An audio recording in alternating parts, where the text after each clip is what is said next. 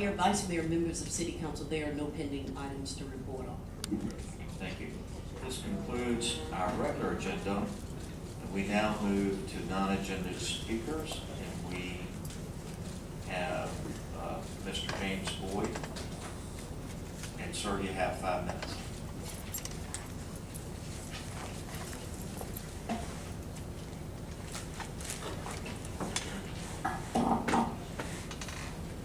As the president of the Portsmouth NAACP, I've come here today in the power, audacity, and spirit of the words of our ancestors.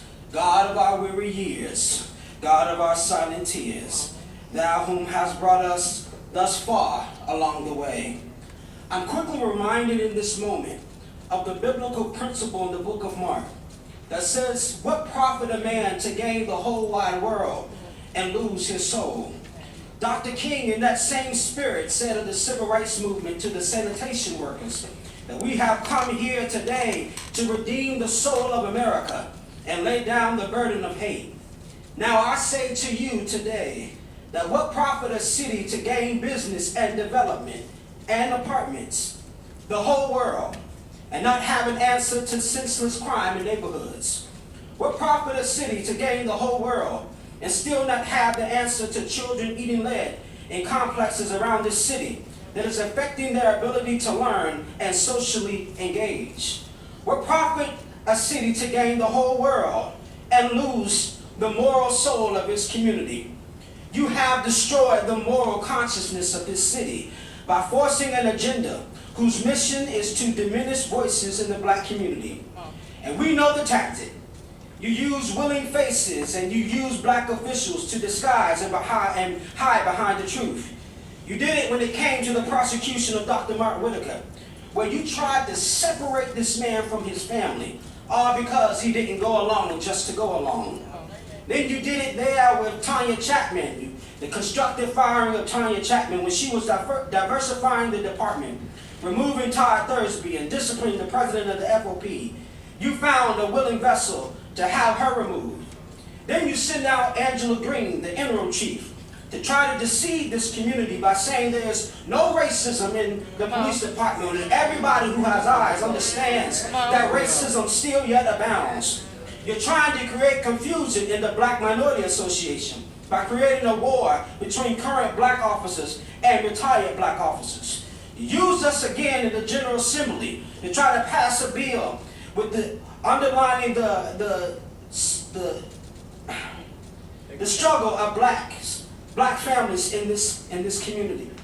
What profit a gain? What profit a city to gain the whole wide world? While they're in the regional jail, humans are being treated like animals. And every single day someone dies yet again, and our representative Nathan Clark, you fall silent on the issues that matter. And every single day they die at the hands of individuals who just don't care. But I come here today to tell you that the Portsmouth NAACP, we're not going to stop. We understand and know what the real issue is. And some of our community may not understand that racism still abounds. I'm flabbergasted there. That you wouldn't understand that racism abounds in this city. You would have the audacity and gall to go on TV and say that, oh, well, I don't know if racism exists here. Well, let me tell you that racism exists here in the city of Portsmouth.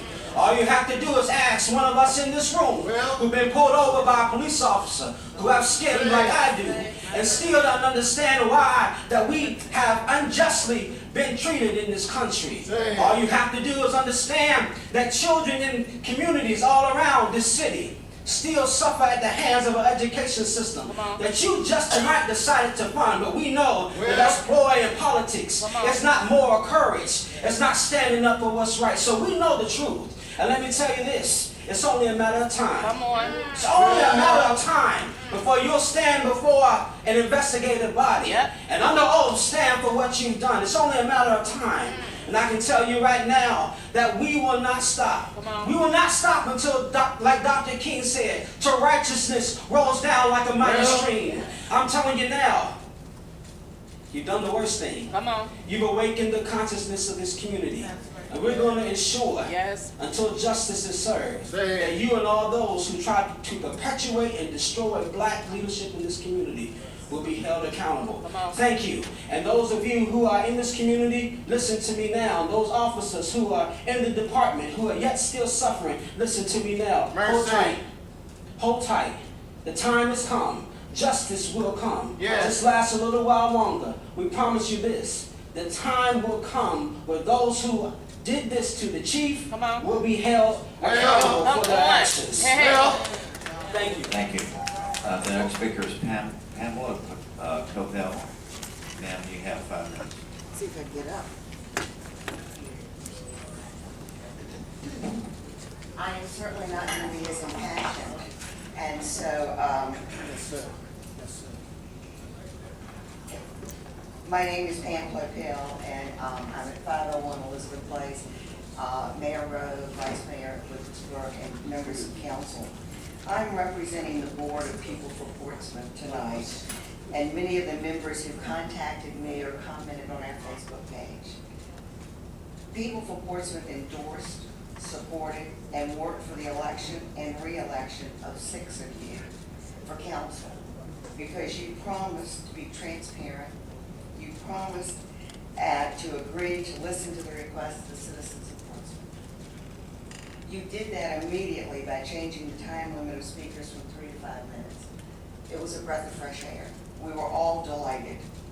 Now, though, by voting to neither take nor air non-agenda speakers, you're not being transparent. And you are showing you do not value what non-agenda speakers say.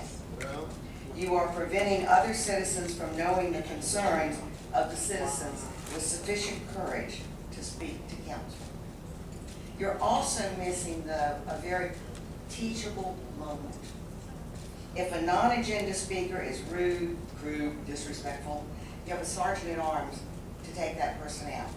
What a lesson that is to the people that are here and the people that are watching, that you require respect. It's not just what someone says, action is taken on it. Also, when there is a controversial item, the firing of the police, it's still controversial. You've heard it tonight.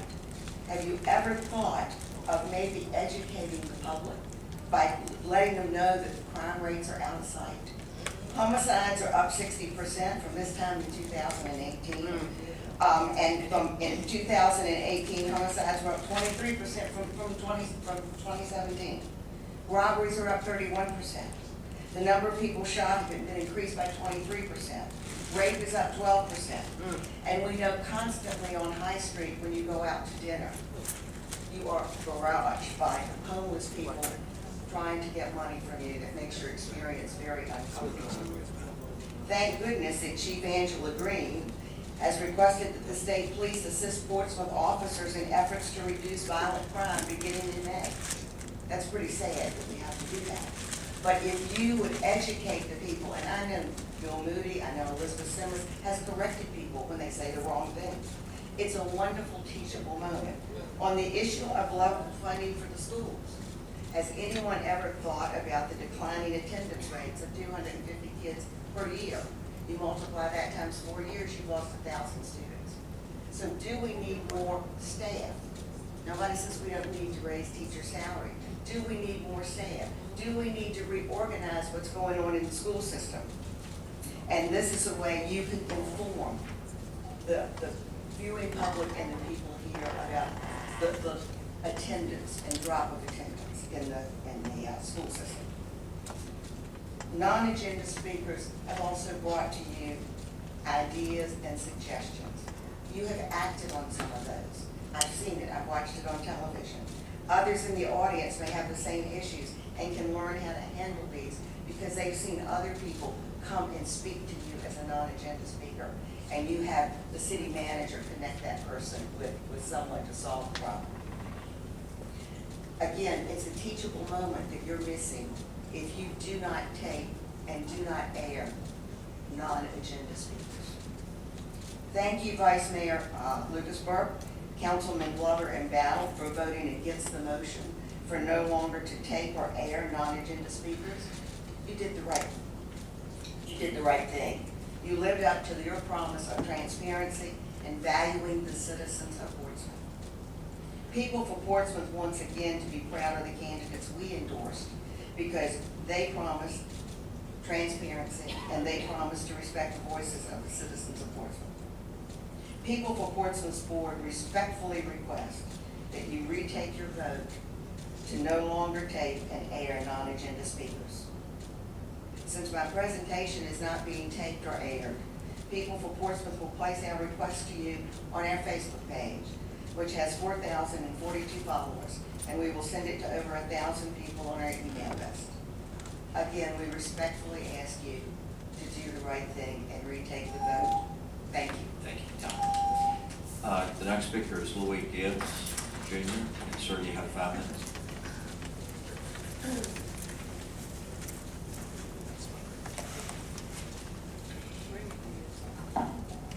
Members of City Council, Mayor, and Vice Mayor, we live in a country that prides itself on being the best.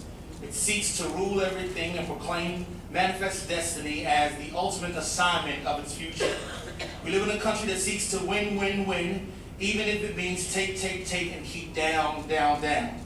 Often this attempt to succeed in every possible area is covered by the polarized pair of glasses that cut out the rays of oppression, inequality, and injustice.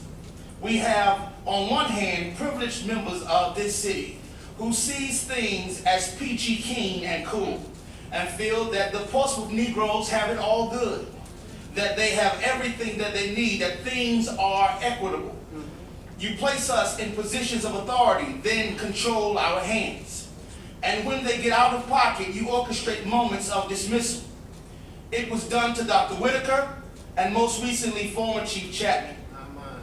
We have known and screamed of collusive racist prejudice in this city for more than 6 years now.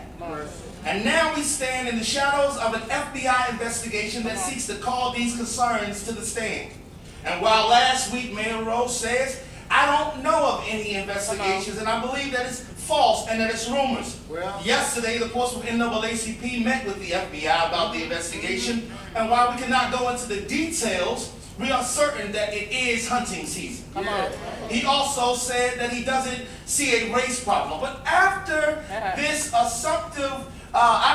assumptions dissipated in the air, the mayor makes haste proposing a race relations committee to show that we aren't racist. We are going to prove it with this committee. Yeah, that'll get them on our side. The racial divide in this city is absolutely real. You have proposed this committee without calling the voices to the table who've already been talking about the racial disparities in this city. I'm perplexed. Moody has said there's no issue. Rhodes said there's no issue. Other members have said there's no issue except you propose a committee to talk about a non-issue. It doesn't make sense.